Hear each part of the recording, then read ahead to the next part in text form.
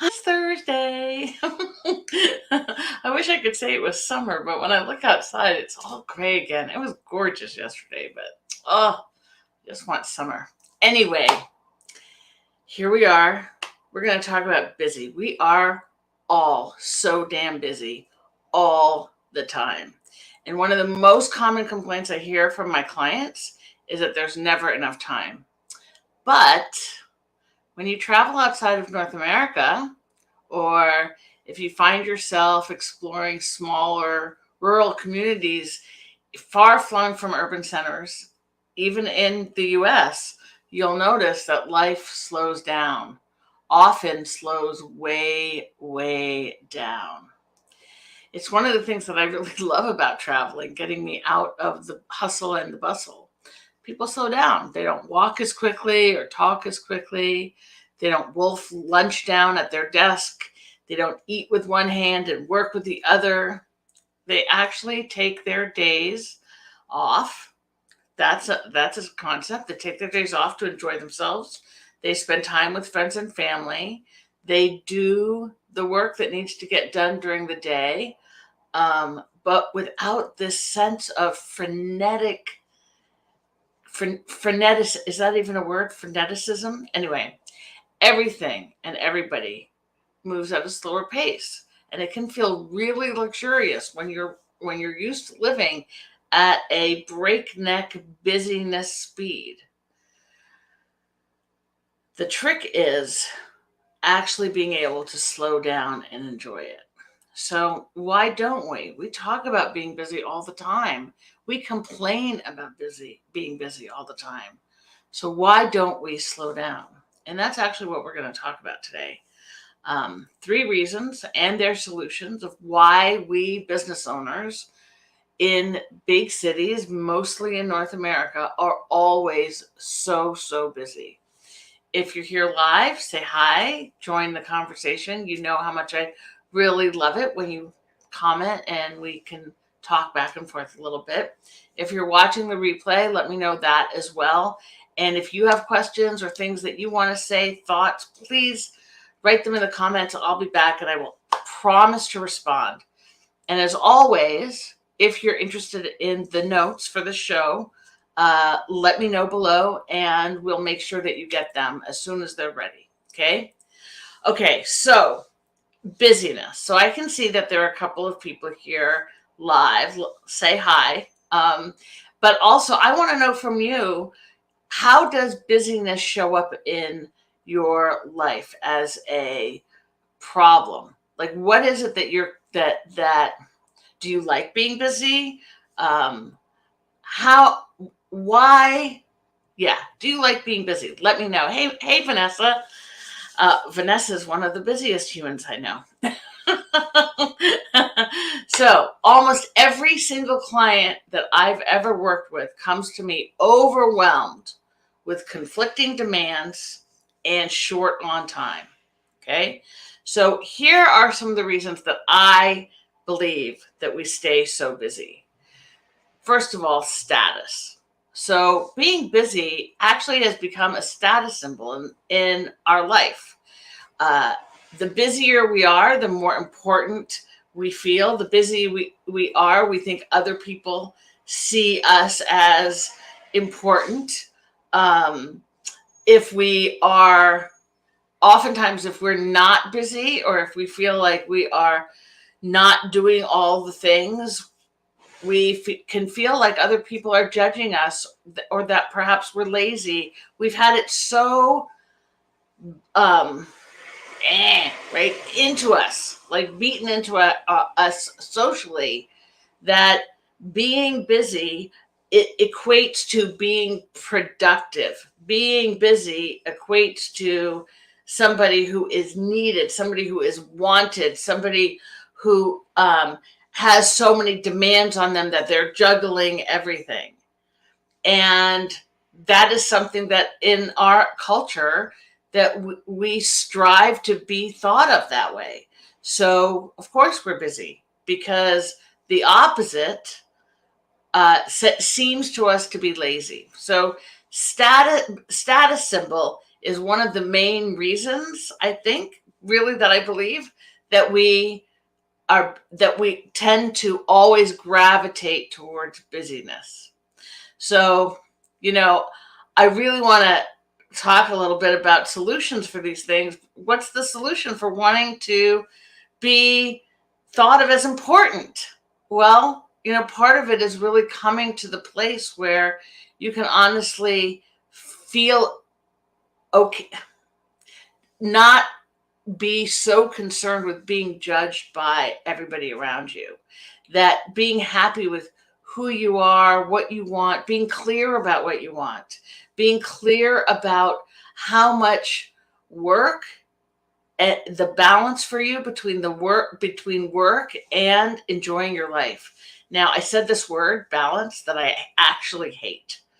I think that there's no such thing as balance in the way that most people think of balance. As you could, and in my mind, what most people are thinking about when they say the word balance is having a seesaw that is straight, right? Where the amount of work and the amount of play are equal, or the amount of personal time and the amount of business time are equal.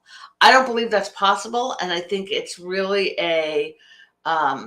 it's a pursuit. There's no cheese down that tunnel. That was a lot of mixed metaphors. Sorry about that. But there's no cheese down this tunnel of trying to pursue balance. Instead, I actually believe that it's more of a pendulum, and that we tend to that if we allow ourselves the freedom and the luxury of swinging from one to the other without being so concerned about how they measure up with each other. There are honestly times when our personal lives need way more of our attention than our business life or our work life, right? But there are also honestly times when our work life needs more attention than our personal life. But here's the trick, or not even the trick, the truth, which is that the work life doesn't need that intense amount of attention as often as your personal life does, because work is just one thing, whereas your personal life includes you, the people who are close to you, your physical, your health, your like so many different components that make you healthy, that make you calm, that satisfy you, that fulfill you. There are so many of them in what we term our personal life. That sphere is a lot bigger, honestly, than our business and the needs that it has. But we tend to weigh it differently. We tend to put our attention on our work life as if it had so much more power than what's important to us in our professional life. I mean, in our personal life. See, look, Freudian slip. If you go overseas, especially, almost anywhere else that I've been, it is always true that people don't put that same weight on work. Work and business is a small part of the life that people have as a whole. And so, interestingly enough, because that's true, there is no status competition when it comes to being busy at work in other places. There are always status competitions. There's just not one around that. I'm not naive enough to think that there's no such thing as status competitions, because that's bullshit. There is everywhere. But in most other places, it doesn't have to do so much with time and work. Okay, so that's one. The first reason why we stay so busy is for status. Two, being busy actually pacifies our nervous system. So what do I even mean by that? Well, we've trained ourselves for such a long time to work hard, especially like even when you're going to school and there's all this focus on getting really good grades and working hard, and so that you can then get to the next pinnacle of whatever the choice is when you graduate, and on and on and on. From a very young age, we've been training our nervous systems to feel at home with being busy, and not only studying, but extracurricular activities and sports and music and friendship, and like you're go go go go go from when you're very young. And we are training our nervous systems, like our internal uh, what's it called, our our internal sense uh, of calmness. Where's my language this morning? Anyway, our internal sense of calmness gets created, like the boundaries of it, the rules about it that are coded into how our neurons work, our anxiety levels, our hormones. That it's all coded in there over time, based on how we, it's like soothing ourselves. And as adults, we have learned that to use being busy, as a way to soothe our anxiety, as a way to soothe our discomfort. And so we just find stuff to do. Now, here's the thing. The truth is that, oftentimes when I'm talking to clients and they're afraid of doing something, or they're paralyzed by fear of whatever it is. During the pandemic, this was really a big thing. Like, what am I going to do next? I don't know. The truth is that taking action definitely calms fear. But taking an action, or moving towards being in process of something, starting on a project, all of that, while it is activity, it doesn't necessarily have to be busy activity. And so I just want to say, I do tell people to do things, right? So this is not so much about not doing things. It's about that sense of always keeping moving, always doing something, always having meetings, always having the next thing on your to-do list, right? And that feeling, absolutely, we have created it to soothe ourselves. So what do we do about that? Well, yeah, it's really it's about retraining how your neurons work. It's about retraining how your brain soothes the rest of your body. And part of that is, first of all, finding other things that you enjoy doing, and doing them in such a way that you find yourself breathing deeper, relaxing, that you relax your muscles, and lower your shoulders, unclench the belly. And it takes time. Like, one of the things that I do instead of be busy is I read. I also, it turns out, am a crafter, which I find really amusing. Like, totally laughing at myself. But yeah, I can sit around and I punch needle. I used to knit. Knitting was always a way of soothing myself. And I think everybody has different ways. Some people do yoga, some people walk, right? Some people my husband listens to music.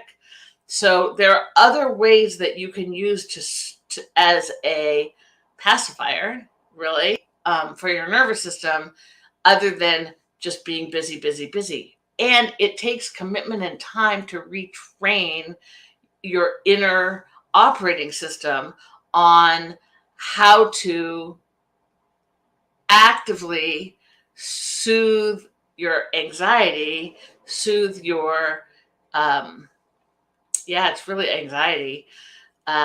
It takes time. So my clients, we actually put it in homework sometimes. So I have this amazing client who runs two businesses and also plays the cello and walks. Okay, so but the cello gets dropped out when things happen in business, because that it always gets her first attention. So now part of their homework on an ongoing basis is to play the cello on a daily basis for even just 5 minutes, if that's what it takes, as she trains herself to take a breath and always sit down and play no matter what is happening in the world.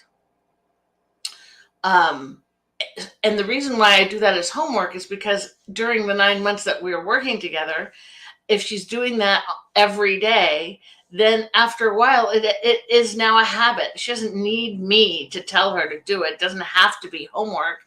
It just is now part of her daily routine. And what she's been noticing is that when she does sit down to play the cello every day, she's much more effective at work. She's much more awake. She's much more with it because she isn't just running haphazardly. I hope that makes sense. Okay, so 1 was status, 2 was we use it as a pacifier. 3 is we actually have no idea how else to be. We often are just blind to what makes us tick, right? I mean, that's really what the whole personal growth industry is about teaching people the things that you don't know about yourself. And that sometimes we are more committed to knowing ourselves than others.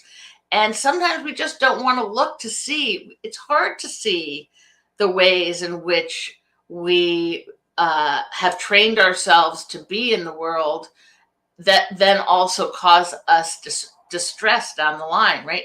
Most of us are busy, and we complain about it endlessly, about how we don't have any time. We don't have time to do this. We don't have time for us. We don't have time for our friends. We don't have time for our kids. And we complain about it, but we don't know how else to be. So this really ties into what I was talking about before, which is about pacifying your nervous system and learning other ways, other things to do, finding other things. And I always work as if we live in a science experiment. Like, I don't have the answers. I have ideas. And I don't think that any of us really has the answers. We have ideas or we have clues. And the only way to figure out if those things will work for us is to take a chance and try them. So, and see what happens, see how it makes us feel. So, for me, one of the things, so, I know about me and I know about my clients, but I'm not going to really tell you all about that because it's not really right for me to go blabbing my mouth about what happens with other people. But I can tell you about me, right? And so there was a time when I worked all the time, literally was working 7 days a week. Most days I'd work 9-10 hours. Some days I was crazy and I'd, occasionally work 11-12 hours. It was insane. And I never would take a full day off. And I know that I'm not the only one. I know that if this is not you now, it has been you before, because you're an American adult and that's how we behave, right? So one day I was working, my husband got home from work, the kids were, and my kids were still really little, and they were in the house somewhere doing whatever they were doing. And it was about 7. And my husband came in and said it was time to get off the computer and that this wasn't going to work. And so we had to talk about it. And so one of the things that I did over time was figured out, okay, so the first thing is what is keeping me the busiest? What are the things that I'm doing that are keeping me going? And I started to batch them into, okay, so I'm going to do that thing and I'm going to do that thing 2 days a week for this amount of time. And then I'm not going to do that thing anymore. And I batched different areas. And then actually, he was the one who created the boundary. He was like, look, you cannot work on the weekends anymore. And so I had to stop. I stopped working on the weekends. And because my family really was not happy with that. And so we stopped working on the weekends. And I had to move those things, like figure out ways to get those things into the rest of my week. Well, now it's been years, but now I work 4 days a week only. Once in a while, I'll do an intensive and I end up working 5 days a week. But my regular life, I work 4 days a week, 3 of them with clients, 1 of them in my office. And I usually I have lunch. On many days I'm done by 4. Uh, and when I'm not working, the computer goes off and I read. Okay, I love TikTok, so I spend a lot of time on TikTok. I talk to friends, I sit on my porch, and that was an instant transition, right? It started with a realization that how I was working, how I was always busy was not sustainable, and that I was losing my relationships because I was constantly busy with other things, that I was losing the things in my life that mattered the most to me. And over time, I just started experimenting with ways of shifting when I was doing things, ways of being more efficient, ways of blocking time out so that I could be productive. It's garbage day, if you're all hearing that. Thursdays are garbage day, but this is the best day of the week for me to do this. Okay, I think they're gone. Sometimes they're louder than other times. Isn't that weird? Anyway, so it takes time. So you want to be patient with yourself. What I always say is you want to have grace for yourself. We have so much grace for the other people in our lives. We have so much grace for the people that we love. When our friends come to us with, their fears or their upsets or their venting, we have so much that we have the ability to give them the benefit of the doubt. We have the ability to make them feel like they're doing the best that they can, and to help them give themselves some grace. Well, I'm asking you to give yourself some grace. And yes, Vanessa, you're absolutely right. Patience and grace is really difficult for entrepreneurs to give ourselves, because it's not just that we hold ourselves to really high standards, but we have this, we think that the hustle is what's going to get us there. But the truth is that there's a point. Yes, at startup, I am going to tell you, working hard, there's not a lot of substitution for working hard when you're starting up. But there comes to a place in business where the hustle, being the hustle, is actually what's holding your business back from growing, because it's all about the weeds. What your business needs is for you to have a more expansive view, for you to have a more macro understanding, because that is where your creative visionary lives. That's where leadership lives. That's where really being the CEO and making longer term decisions and choices, being innovative, all of that lives at a macro level. Being busy is a micro level thing. Okay. So yes, it's absolutely difficult for entrepreneurs, and entrepreneurs are the luckiest in that we have a lot more control over how we spend our days. And so if you focus it's not focus, because we are focused. That's the wrong word. But if you are committed, if you really don't want to be busy, if you really want to have the peace, to experience the peace of and calm while you're also growing your business, then you need to commit to practicing. So Jennifer says, me too, just checking in, can't stay. But you hear, yes, awesome. Thanks, Jen. So nice to see you here. So it takes practice, and it takes a willingness to experiment. And when you experiment, it actually takes a willingness to fail. I mean, honestly, that's really true. Like, when we live our lives as if it's a scientific experiment, when you're a scientist, while you might have a hypothesis, you don't have any proof that your experiment is going to work until it works. In fact, many, many experiments don't work. So then you have to go back to the drawing board and tinker with this or tinker with that so you can try again. And when I work with my clients, this, on stopping the busy, but on all the things, on how to lead from a place of being a visionary, how to be more productive, how to increase revenue without working everybody harder into the bone. All of the things that we do to grow our businesses, when people work with me, we work it as an experiment, because I don't have the specific answer for you. We're all different, right? So how you go from busy to relief, I don't know. I always think of it as relief. I always think of it as breathing, right? So how we go from busy to breathing, how we go from busy to uh, being able to slow down and smell the roses, is going to take a series of experimenting and figuring out what works for your nervous system, what works for the way that your brain works. How can you shift the way your brain works in a way that you aren't automatically going to rebel? Because that is what happens. If it's like if somebody comes into your business and creates a filing system for you, right? Somebody comes and creates a filing system for you without talking to you about it. They're just like, here's a filing system, this will work. The truth is, it will never work.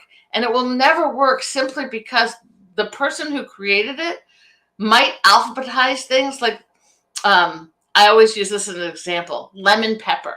So my husband has been after me forever to alphabetize the spices, which, by the way, I finally did it. But the thing that always gets in our way are things like, I put lemon pepper under P because for pepper. Well, he would put it under L for lemon. So if he created my filing system, I wouldn't be able to find anything. So it's the same way of somebody saying to you, okay, this is the answer. This is the solution to stopping being busy. I can't give you a one size fits all solution, because there isn't one, because your brain works. But I can say, start here.